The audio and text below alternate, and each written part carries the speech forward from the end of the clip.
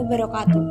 Para rawuh ingkang kinurmatan, kula minangka pranata acara ngaturaken sugeng rawuh saha agunging panuwun dumateng panjenengan sedaya ingkang sampun kersa rawuh wonten ing bebrayan agung inggih punika temantenipun kakung Dimas Thorik Febrian saha putri Fania Putri Astuti.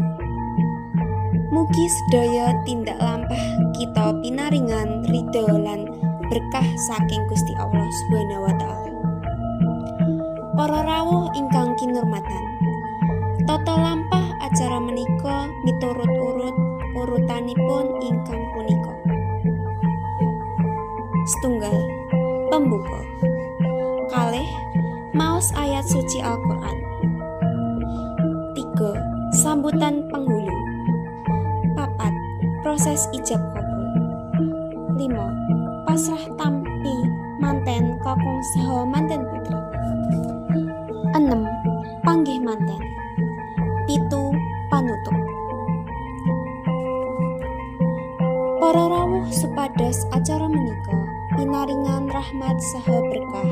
Marilah kita sami mirengaken maos ayat suci Al-Qur'an ingkang badhe kapancakaken dening Bapak Agung.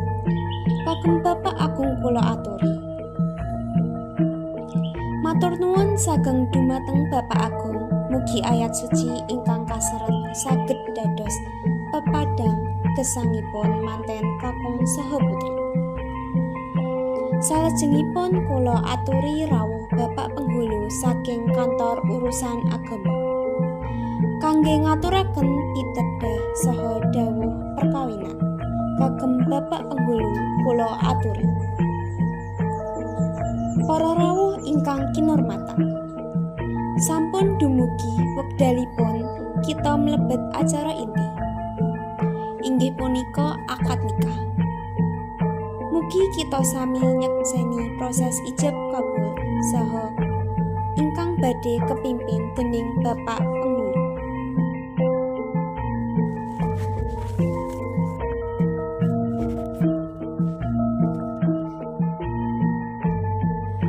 Alhamdulillah, sampun sah lan resmi dados pasangan manten miturut syariat Islam saha aturan negeri. Marilah kita sami ngaturaken pangestu lan panuwun dumateng Gusti Allah Subhanahu wa taala.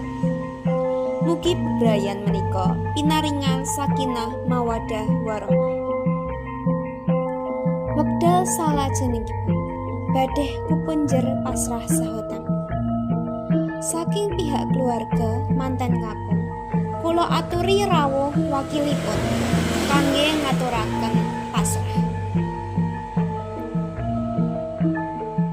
Sasampunipun saking pihak keluarga manten putri, kula aturi wakilipun kangge ngaturaken tampi. Para rawuh wekdal menika dipun lampahi prosesi balangan gantah. Kakung saha putri sami silih balang gantah. Pralambang nglirau wakat dosa saha mlebet urip enggal kanthi suci. Prosesi salajengipun wijik sekar setam. Pralambang reresik jiwa ngluhuraken katresnan murni antawis kakung saha putri. Saweg lumah mbah proses ngidak endhog.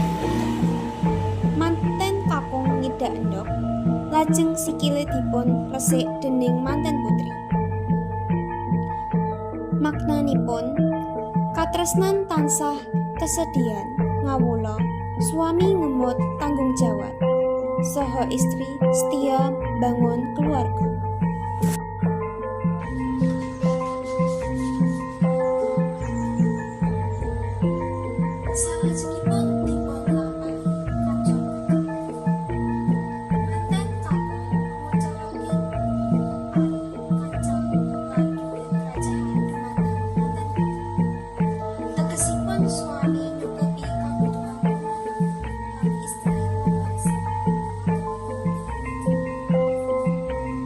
Proses